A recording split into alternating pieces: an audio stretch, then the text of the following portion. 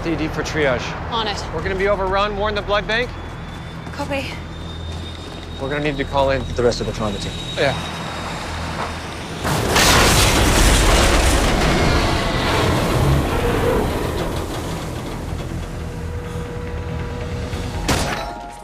Excuse me, Dr. Goodwin. Nelson Pena. I'm the lead investigator with the NTSB. Welcome to our little bubble. I assume everybody tested negative? My GO team's fully intact and ready to begin the investigation. Well, that's good to hear, but isn't the plane still floating in the East River? This GO team deals with the human element of these incidents. Sounds like we're on the same side. No doubt. We'll do our best to stay out of your way. We just need to interview every crew member and passenger who may have pertinent information. Well, roger that. Sorry. As long as it doesn't interfere with patient care, I will help in any way I can. Understood. We want to start with the pilots. Captain Starks? I'll find him for you. Hey, have you seen the pilot? Yes, actually, right here. What am I looking at? Captain Dane Starks. He has been catatonic since he arrived. There's no masses, there's no bleeds, ventricles look normal. This looks fine. No, that's the problem. It's not that he can't talk, it's that he won't. Dr. Goodwin, You guys always walk together like that? we have rehearsals at noon. You're welcome to join. Any update on the pilots? Right, the pilot. Sorry. Some of the passengers reported seeing him acting strangely before the flight. If Captain Starks knew he was impaired before duty, then this becomes a criminal case. Right. Well, Captain Starks is currently with his physician, but once we're done, let you We'd know. like to test his blood alcohol Unfortunately, you levels. can't interrupt the patient's evaluation. Evaluation? So then the pilot's not actually injured? Look, Agent. Investigate. See, that makes sense because it's your job to investigate and it's our job to heal. So once we're done... Dr. Goodwin, to clarify, you're blocking access to a key witness. I'm helping a patient.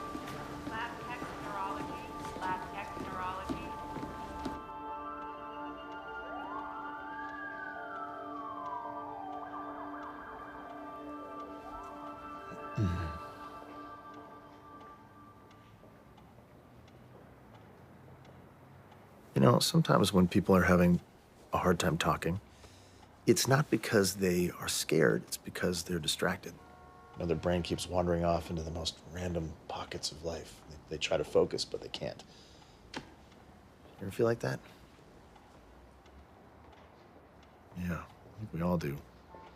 But that's only part of it. The other part is that right when your brain gets into a groove, bam, it's right back there. It's in it again, it's in the crash, all over again. But then those memories disappear and you try to go back to them, but your brain wanders off again and you can't focus and round you go. And you start to wonder if this is what it's like to go insane.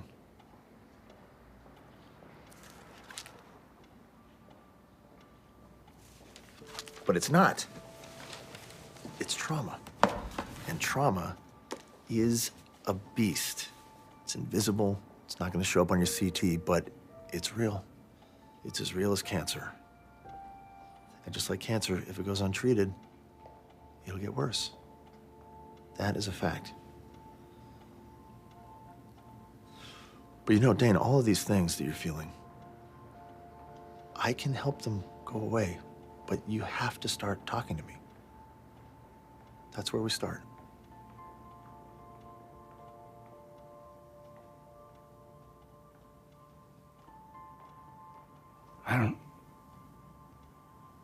I don't remember any of it. Yeah, okay. Yeah, that's perfectly normal, actually. No, I was having a manic episode. Nobody knows. I'm bipolar.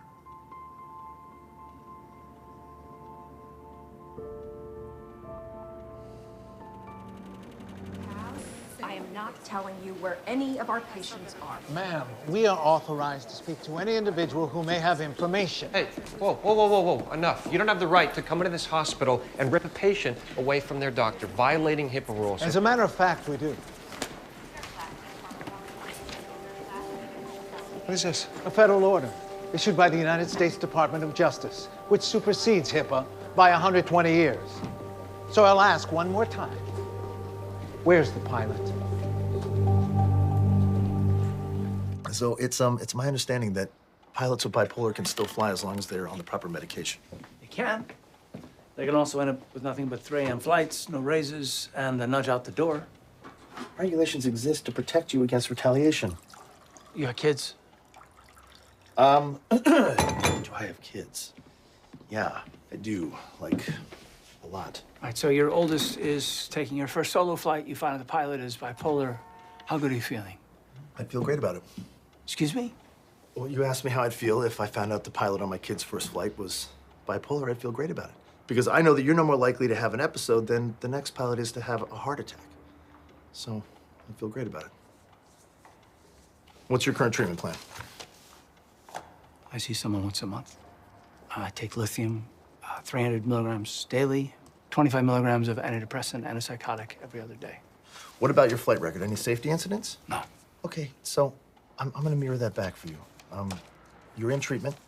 It's working. You know your dosage to the milligram, which indicates that you are a highly responsible individual. And I don't know about you, but that is something I tend to like in my pilot. What about this morning? You take your medication? Yeah.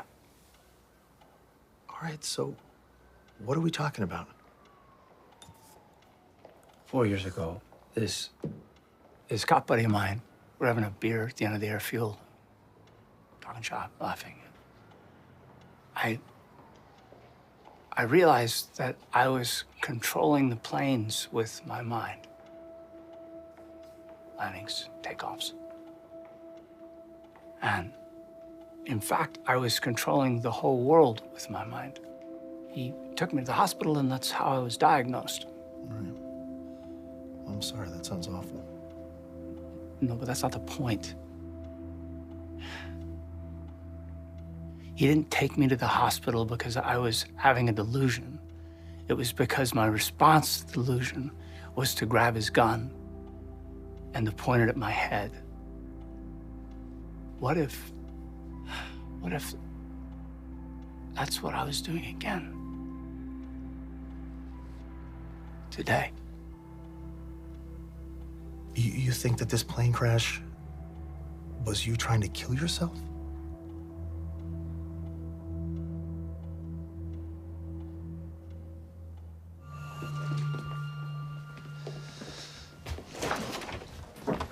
Hey, sorry about the new digs. I just thought maybe a change of scenery would be... NTSB is looking for me, aren't they? Yeah, they are. Yeah. Okay, look, so you should just hand me over. I mean, I put hundreds, I mean, if not thousands of people at risk, and I don't deserve special treatment. No, Dane. Whoa. Slow down, Dane. I need you to help me with something. Why do jets dump fuel? What? Well, the ED just admitted about a dozen or so patients that were all doused in jet fuel. So more people hurt? Dane, stay with me. Why do planes dump fuel? It's how you achieve ideal landing weight. You can't land if you're too heavy. Okay, so if you were gonna land early, let's say, or unexpectedly, you would dump the fuel. You would, am I right? Yeah. So why would you dump that fuel if you weren't trying to save the plane? Not crash it. You weren't trying to crash the plane, you were trying to save the plane. Or I was just out of my mind and hitting random buttons like a lunatic. I mean, look, it doesn't mean anything. All we know is that my plane crashed.